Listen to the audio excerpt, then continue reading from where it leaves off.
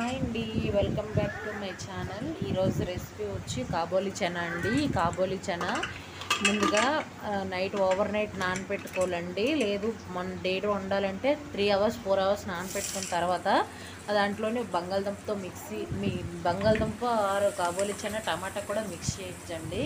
అది బాయిల్ చేసుకొని సైడ్ పక్కన పెట్టుకున్న తర్వాత వేరే కడాయిలోని ఆయిల్ వేసుకొని జీలకర్ర, ఉల్లిపాయలు, తెల్లుల్లిపాయలు, జీలకర్ర, కరివేపాకు, అలాగే పచ్చిమిరపకాయలు వేసి కొద్దిసేపు ఫ్రై అయిన తర్వాత దాంట్లో ఈ చనాలు వేసిలండి.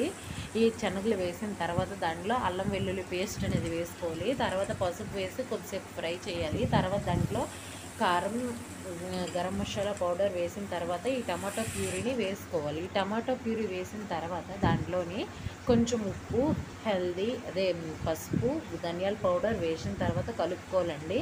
తర్వాత చనా మసాలా వేసుకోవాలి. చనా మసాలా వేసిన తర్వాత కలుపుకోవాలి. బాగా ఫ్రై అయిన తర్వాత దాంట్లో కొద్దిగా వాటర్ వేసి కొంచెం దగ్గరగా మగ్గించుకోవాలి. మగ్గించిన తర్వాత నేను బటర్ వేస్తానండి.